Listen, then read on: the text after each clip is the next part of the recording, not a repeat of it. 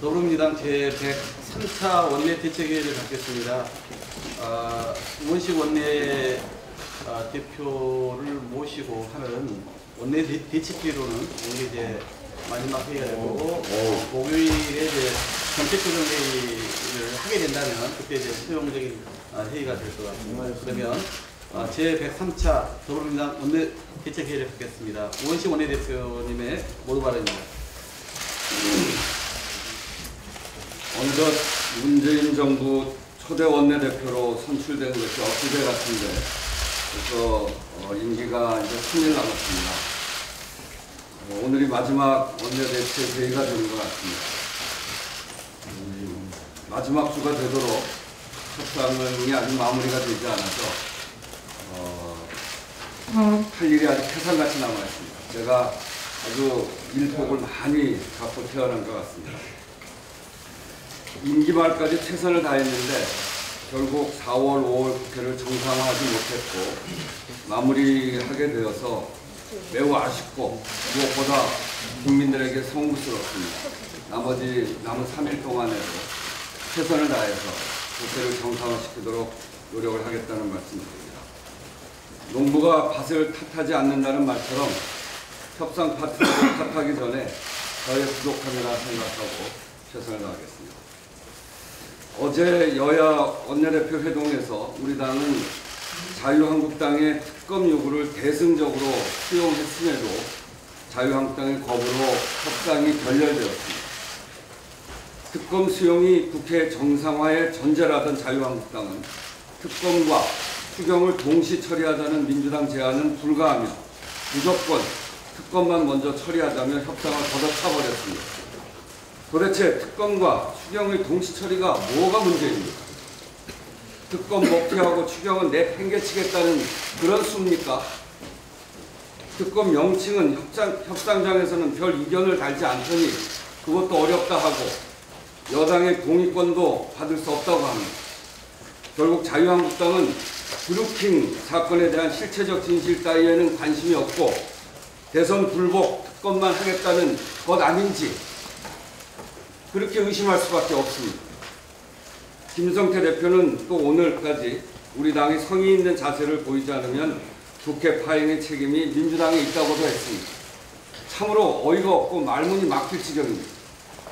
지난 5월 3일 아침 국회 정상화를 위해서 타협점을 찾자고 해놓고 그날 오후 느닷없이 단식에 돌입해서 벼랑 끝 전술로 협상을 더욱 나락으로 떨어뜨려 놓고 이게 할 수 있는 말입니까?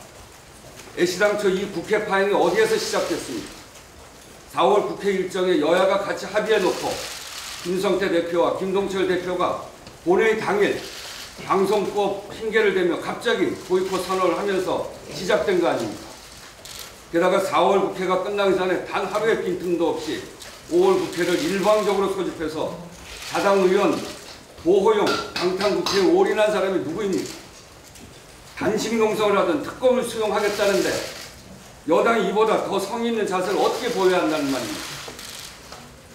국회가 파행될 때마다 유감 표명하고 절충안을 들고 야당문 두드린 게 누굽니까?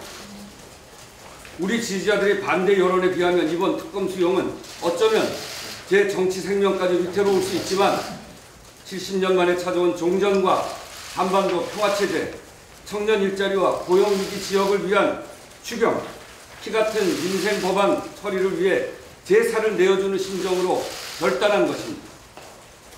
민생 국회를 파행시킨 주범이 누구인지 삼척동자도 다 아는데 눈 가리고 아웅하는 것도 정도껏 하기 바랍니다.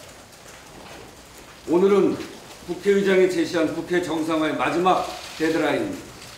오늘까지 국회 정상화를 시키지 않으면 민생 국회도 모두 물 건너가는 것입니다.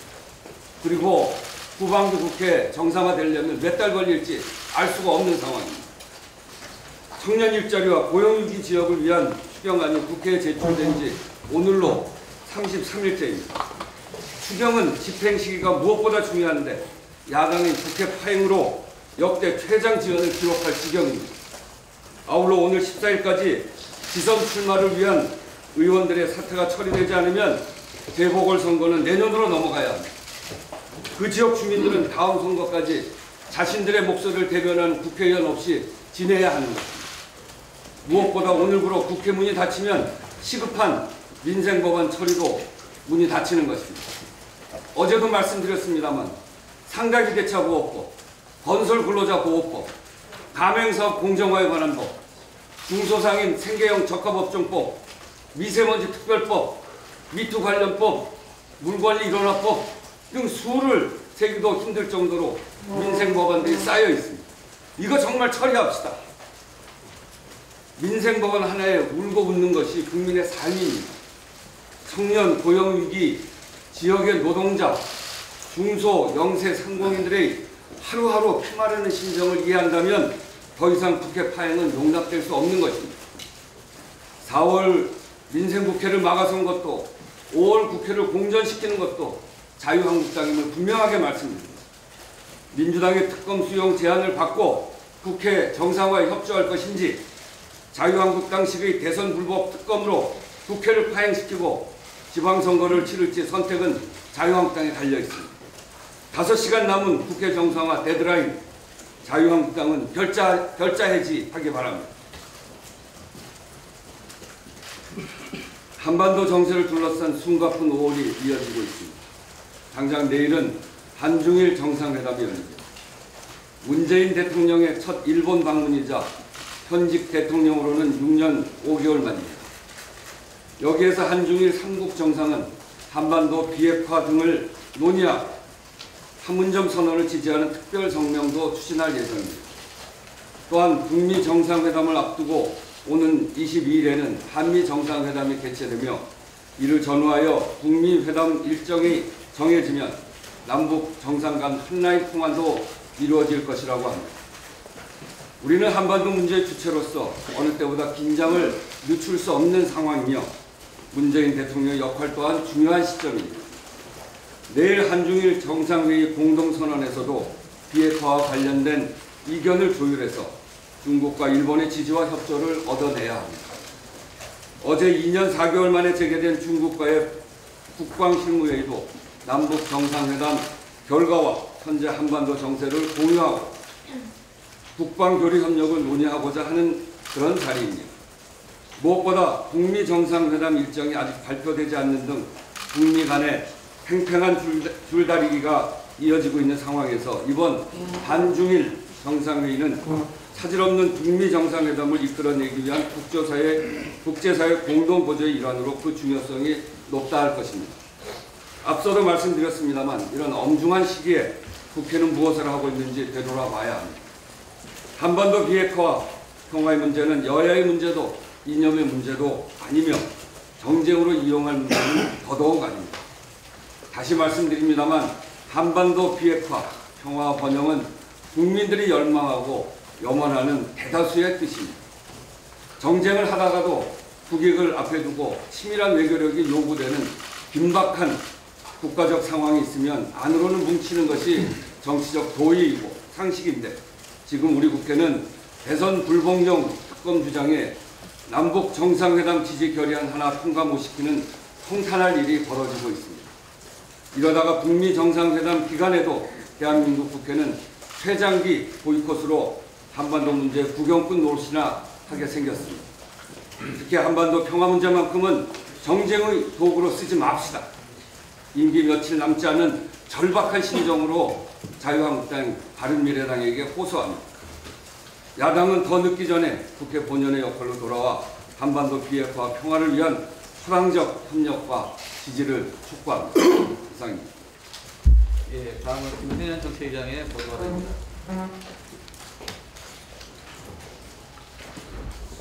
지방선거에 출마하는 의원 4명의 사직 처리는 국회의 의무입니다.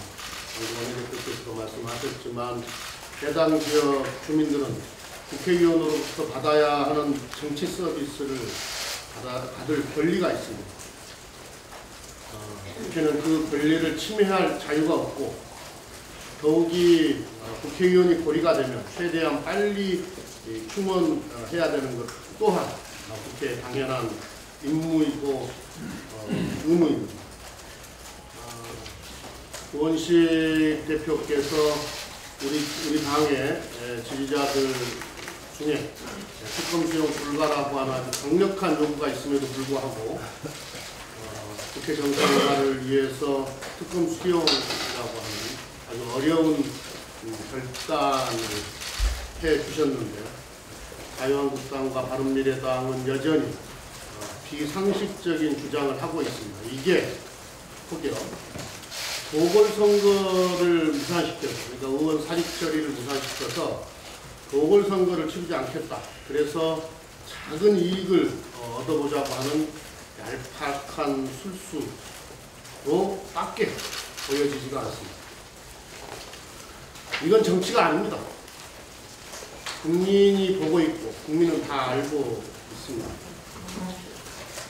정치와 정당은 국민을 보고 하는 것입니다. 정치와 정당이 국민의 사랑을 잃게 되는 순간 그건 존재할 수도 없고 존재의 가치가 없는 거예요. 작은 이익을 탐하다. 자유한국당과 바른미래당이 작은 이익을 탐하다 국민 사랑이라고 하는 큰 이익을 잃을 것이라는 사실을 명심하시기 바랍니다. 이틀 후면 문재인 정부가 출범한 지 1년이 됩니다. 지난 1년은 나라다운 나라를 만들기 위해 쉼없이 달려온 시간이었습니다. 지난 시절의 적폐들을 바로잡고 있고 전쟁 위기가 있었던 한반도에는 평화의 새 시대가 열리고 있습니다. 국민의 삶과 안전을 책임지기 위해 최선을 다하는 모습에 정부에 대한 신뢰도도 회복되고 있습니다. 공정경제, 일자리 소득주도 성장, 혁신성장의 3대 전략으로 사람 중심 경제를 추진하고 있고 어려운 대외 여건 속에서도 우리 경제는 3%대 경제 성장을 회복했고 국민소득 3만 불 시대를 눈앞에 두고 있습니다. 하지만 아직 가야 할 길이 많이 남아 있습니다. 고용 없는 성장의 지속, 대중소기업 간 임금 격차, 인구 구조 변화 등 구조적 요인들로 인해 청년 실업 등 일자리 문제는 쉽게 해결되고 있지 않습니다. 또 조선업, 자동차 산업 등의 구조 조정으로 인해 통영, 부산 등 여러 곳의 지역 경제가 빨간불이 켜져 있습니다. 그런데 청년과 고용위기 지역을 지원하기 위한 추경은 한 달 넘게 논의조차 되지 못하고 있습니다. 국회 정상화 협상은 야당의 막무가내 억지 때문에 또다시 무산될 일입니다. 자유한국당은 5월 국회마저 파행시키겠다고 협박하면서 민생국회, 평화국회를 가로막는 행위를 즉각 멈추기 바랍니다. 자유한국당이 지난 1년간 더불어민주당과 문재인 정부가 하는 모든 일에 사사건건 트집을 잡고 오로지 반대를 위한 반대만을 계속해온 모습을 우리 국민은 똑똑히 지켜봤습니다.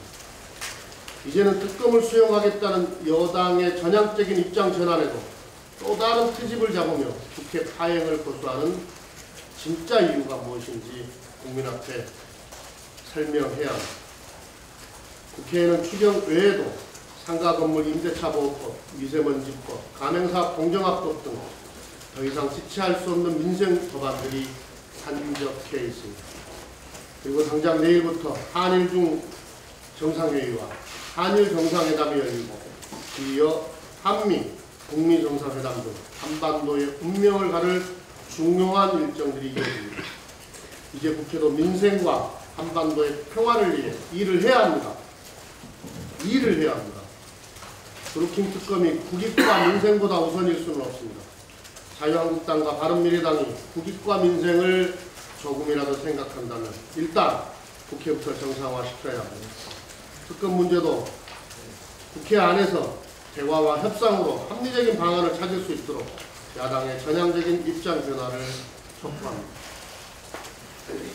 오늘은 어버이날입니다.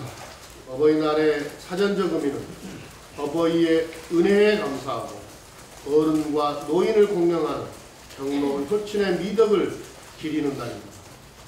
부모뿐만 아니라 노인 공경까지 아우르는 효도의 의미를 되새겨보는 기념일이라 할 수 있습니다. 우리나라가 산업화와 민주화를 동시에 성공시키고 지금처럼 발전하기까지 어르신들이 정말 큰 헌신을 하셨습니다.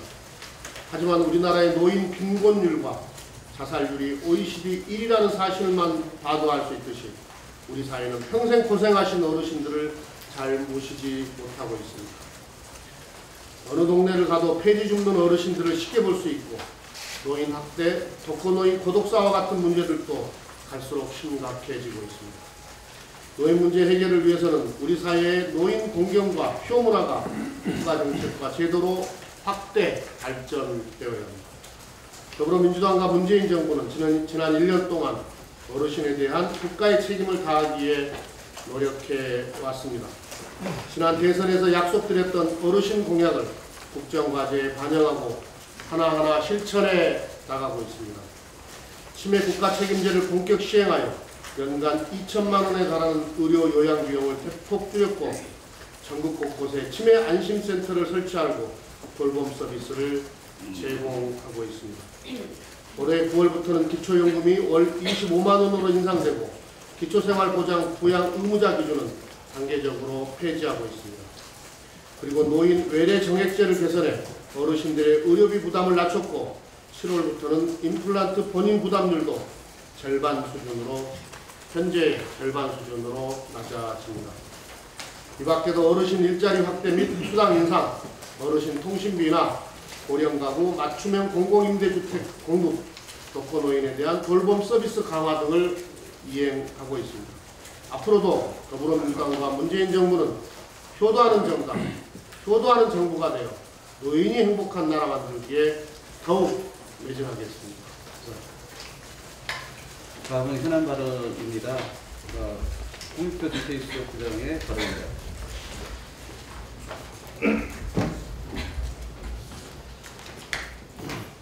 네, 지금 5월 국회가 열렸는데 지금 4월부터 한 번도 회의를 못하고 있습니다. 국회는 열려서 국민은 국회에서 어떠한 민생 법안도 통과되지 못해서 국민만 피해를 보고 있고 혜택을 보는 사람은 방탄국회로 검찰에 소환돼야 될 범죄 혐의가 있는 의원들만 혜택을 보고 있습니다. 국민들이 분노가 끝이 없습니다. 사실 경제 상황이 매우 심각합니다. 잘 아시는 것처럼 GM 사태하고 그 조선 사업의 경기 침체로 인해서 특히 그 일부 지역의 실업률이 매우 심각한 상황입니다. 다른 지역에 비해서 2배 이상 지역의 실업률이 높습니다. 대표적으로 군산, 창원, 울산 등 지역에서 이러한 그 지역에서의 실업률이 작년 4, 4분기 이후 급격하게 높아지고 있고 청년 실업률이 에코 세대가 금년도부터 본격적으로 이 취업 시장에 들어오기 시작하면서 앞으로 한 3년 동안 이 청년 시대 실업률이 매우 높은 증가율을 보일 상황입니다. 그렇기 때문에 정부로서는 이 청년 실업과 지역 경제 상황을 감안해서 추경을 편성했고 앞으로도 이 문제에 대해서 국회가 단기적으로 추경이고 중장기적으로 구조적 대책을 그 관련 상임위에서 논의를 해서 정부의 정책을 견제하고 또는 지원해주는 것이 국회의 역할이지만 지금 4월 이후부터 한 번도 국회가 열려서 단 한 차례도 추경에 대한 논의를 하지조차 못했습니다. 또한 제가 소속해 있는 산업통상자원위원회 같은 경우에도 GM 사태하고 조선산업에 있어서 핵심 상임위에도 불구하고 아무런 논의를 하지 못하고 있습니다. 도대체 국회가 왜 존재합니까? 국회의원은 왜 국민으로부터 녹을 받으면서 이 직을 수행하고 있는 것입니까?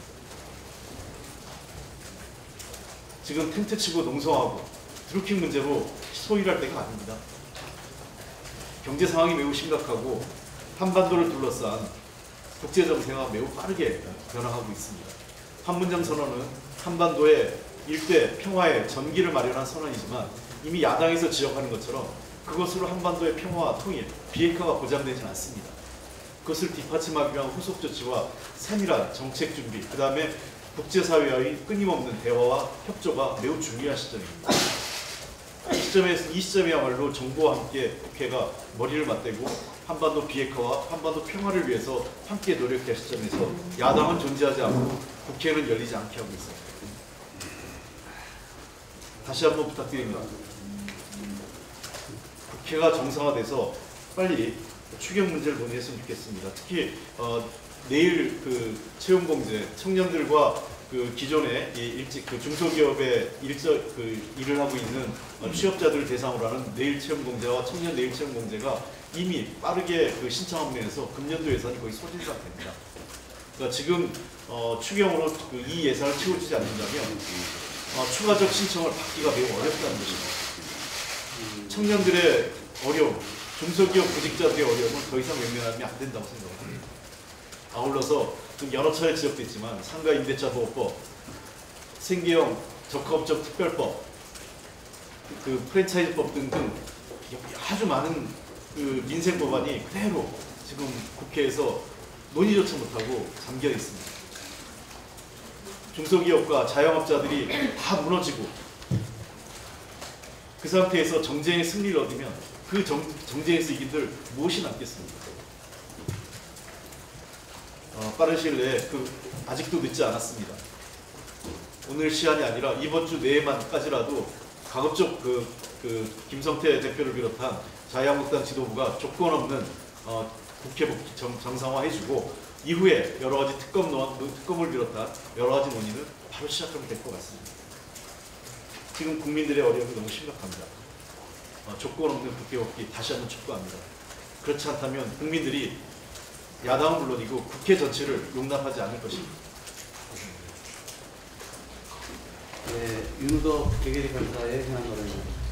네, 문재인 대통령님의 북미 정상회담의 성공을 위해서 오는 22일 미국을 방문하십니다. 저는 타주 시민의 한 사람으로서 북미 양정상회담이 터주시 소재의 판문점에서 개최되기를 간절히 소망합니다. 19번째 이렇게 주장을 합니다. 주장하는 이유는 간단합니다. 공동정비구역이죠. 판문점이라고 합니다. 거기에 군사분계선이 있죠. 군사분계선의 남쪽 땅은 파주시 땅입니다. 북쪽 땅은 지적이 완료돼 있어서 북한 행정구역 땅으로서는 판문점 미로 되어 있습니다. 그렇지만 우리 정부가 공동정비구역을 유엔사 관할이라는 이유로 지적 등록을 하지 않았습니다. 그래서 공동정비구역 판문점 남쪽 지역에 대한 지적이 존재하지 않고 있는 상황이 계속되고 있습니다. 이번에 이 역사적 정상회담을 계기로 군사분계선 이남 지역의 판문점 지역에 대한 그 지적 등록이 빨리 신속히 이루어지기를 그렇게 촉구합니다.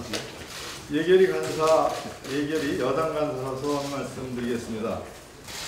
2018년도 추경안이 4월 6일 국회에 제출됐지요.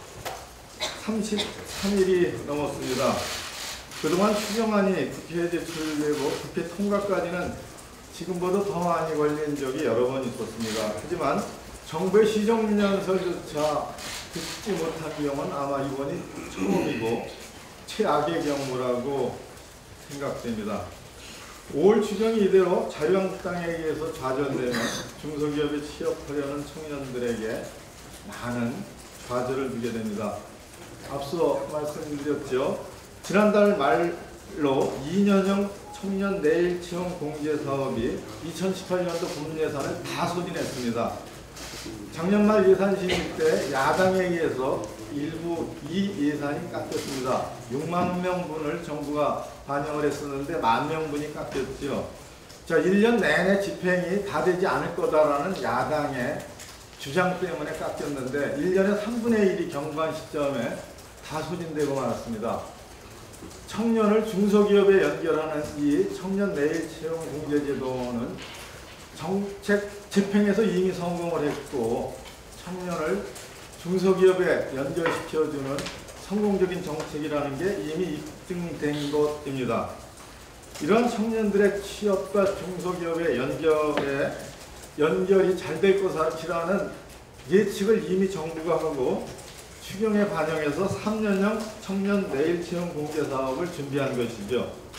그리고 기존에 중소기업에 다니고 있는 청년들에 대한 역차별을 개선하기 위해서 5년형 내일 채용 공개 사업을 이번 추경안에 담아냈습니다.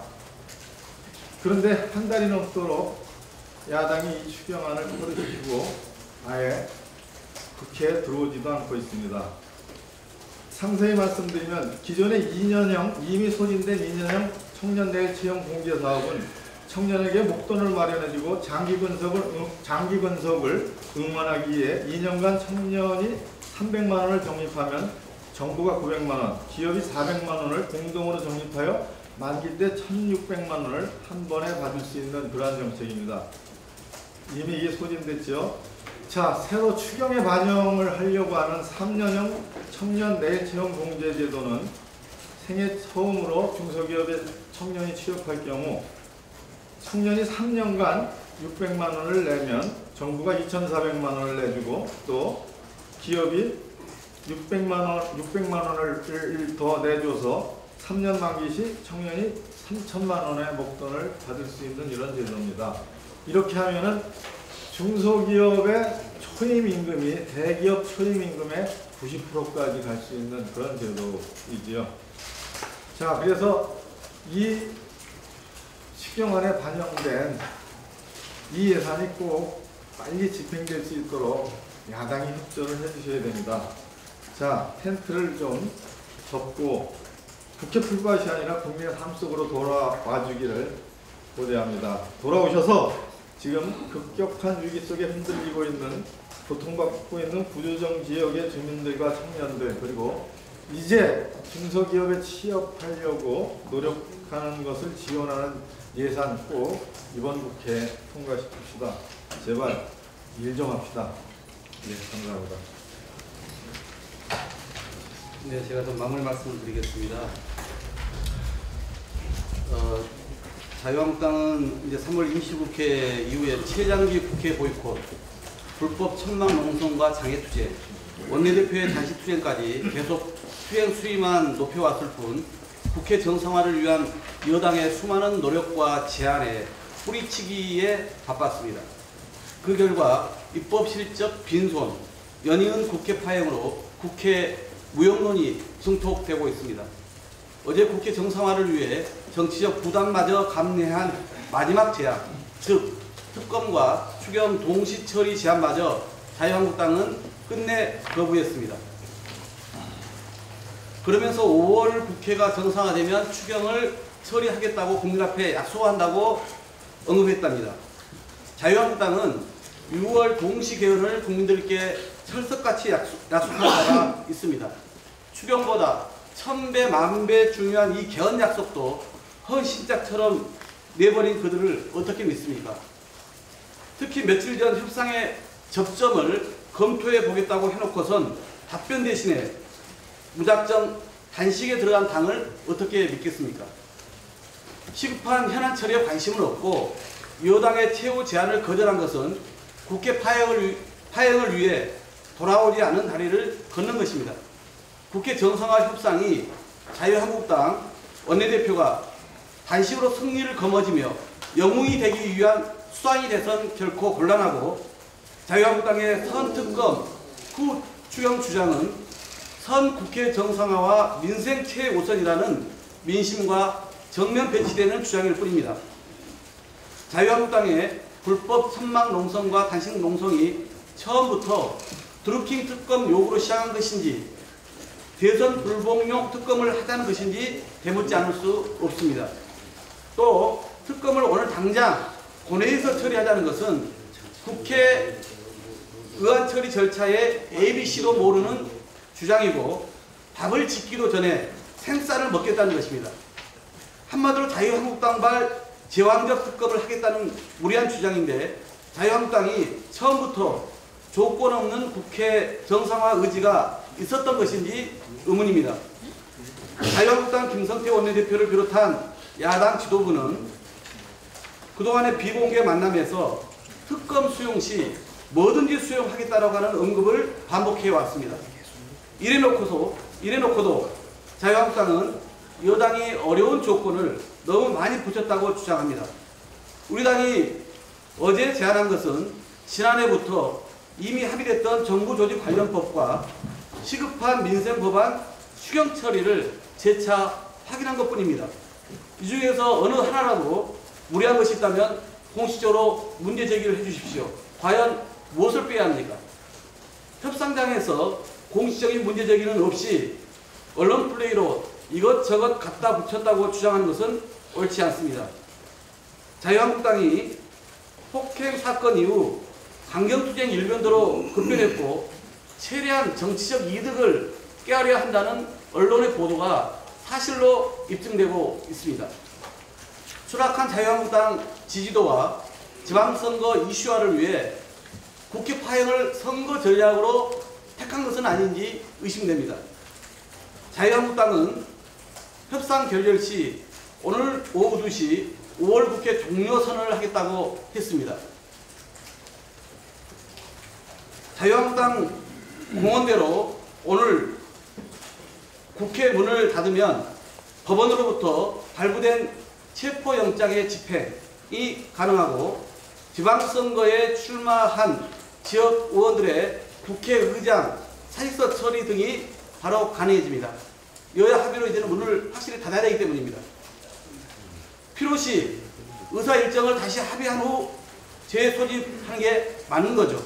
그것이 일하지 않고 회의 수당만 받아가는 문호동 무임금 국회의 모순을 바로 잡는 것이기도 합니다. 우리는 오늘까지 인내심을 갖고 야당을 설득해 가겠습니다만 억지 개변과 일방 통행에는 결코 굴복하지 않겠습니다. 부패방지 권익위법, 행정심판법, 이거는 새로운 정부가 들어서 1년 됐습니다. 이게 당연히 해줘야 되는 거 아닙니까? 그리고 국민투표법, 이거는 헌법재판소에서 위헌 판결이 나 있기 때문에 국회가 빨리 해소해 줘야 되는 겁니다. 지방사무 일괄 이양법, 대통령 등 경호법, 이거 당연히 지방자치를 위해서도 해줘야 되는 일이고, 또 대통령 경호법, 이건 이호 여사, 우리 국가적 어른을 모시는 일 아닙니까? 이건 사실 조건이랄 것도 없습니다. 하도 안 해주고 있기 때문에, 그리고 합의가 됐음에도 불구하고 이행을 안 해주고 있기 때문에 하자고 하는 것이고요. 그리고 또 하나는 민생 7법, 그거 얘기했습니다. 상가 건물 임대차 보호법, 소상인들을 위해서 너무나 필요한 법 아닙니까? 법사위에서 자유한국당이 잡고 있습니다. 건설 근로자 고용 개선법, 이건 합의한 겁니다. 생계형 적합업종법, 이거는 자유한국당도 안을 낸 건데 지금 산업위에서 그냥 막고 있습니다. 가맹사업 공정화법, 화물노동자 처우 개선법, 미세먼지 특별법, 미투법, 이게 무슨 특별한 것들입니까? 이건 전반기 국회가 끝나는 상황이기 때문에 이번 국회에서 처리해 주지 않으면 안 되는 것이죠. 우리가 이번 국회를 열려고 하는 민생 법안을 통과시키려고 하는 게 바로 이런 법들입니다. 이게 사실 조건도 아닙니다. 다시 환기시키고 이런 거 반드시 하자. 이건 국회가 국민들에게 당연히 해야 될 일들을 안 하고 있기 때문에 하자고 하는, 이게 14개입니다. 이게 뭐 문제입니까? 이거 조건 건 게. 일부 언론에서 뭐 많이 걸었다고 그러는데 이게 무리한 겁니까? 그 다음 조건은 뭐냐면 의장이 제시해서 남북 정상회담 지지 결의안을 통과시키자는 겁니다. 판문점 선언을 지지하는 결의안 통과시키자는 겁니다. 이미 나와 있습니다. 이게 안 되는 겁니까? 남북 정상회담의 성과를 보고, 북미 정상회담의 성과를 보고 비준안을 통과시키자. 그거 안 되는 일입니까? 이건 조건이라기보다는 당연히 국회가 해야 될 일들을 열거한 것뿐입니다. 안 하고 있고 자유한국당이 상식적인 것도 자꾸 미루고 있기 때문에 그러기 때문에 이렇게 적어놓은 거죠. 이런 조건이 무리하다고 생각하는 국민이 있는지, 자유한국당만 무리하다고 하는 건지 아닌지, 바른미래당도 무리하다고 그러는 것 같아요. 바른미래당도 이런 것들이 다 무리한 겁니까 진짜? 그러고 나서 특검에 대해서 걸은 3가지입니다. 추경과 동시 처리하자. 특검만 받으면 추경 처리해 준다고 그랬잖아요. 동시 처리하자는데 뭐가 문제예요? 그리고 특검에 대해서 정말 저희가 수용하기 어려운 분들을 내놓으면 어떡합니까? 그런 분들이 많이 있잖아요. 자유한국당 그러고 싶지 않겠어요? 그런 분들에 대해서는 최소한 거부할 수 있는 권한을 주셔야죠. 그리고 드루킹 특검 하자고 하지 않았습니까? 그래서 드루킹 특검 하자고 한 겁니다. 명칭은 드루킹의 인터넷상 불법 댓글 조작 사건의 진상규명. 뭐가 잘못됐습니까? 드루킹 특검 하자고 해서 드루킹 특검 하자고 저희가 한 건데, 그래서 이름을 드루킹 특검 이렇게 딱 정한 건데, 여기다 뭘 이것저것 더 붙이는 건 다른 생각이 있는 거죠. 그래서 저희들이 내놓은 많은 것도 아니고 국회가 당연히 해야 될 일들을 정리했고, 이번 전반기 국회를 마무리하면서 최소한 국민과 나라를 위해서 해야 될 최소한의 것을 정리한 겁니다. 그런 점들을 우리 언론인 여러분들께서 다시 한번 잘 이렇게 보시고요. 이것이 무리하다. 그럼 뭐가 무리한 건지 얘기해 주세요. 어떤 법은 안 되는 법이다. 그렇게 얘기해 주십시오. 정부조직법 어떤 건 안 되겠다. 아니면 판문점 선언 결의안 통과 안 되겠다. 비준한 처리는 북미 정상회담 성과를 보고 하는 건 안 되겠다. 뭘 얘기해 주시라고요. 자유한국당 바른미래당도 얘기해 주세요. 뭐가 무리한지. 이상입니다.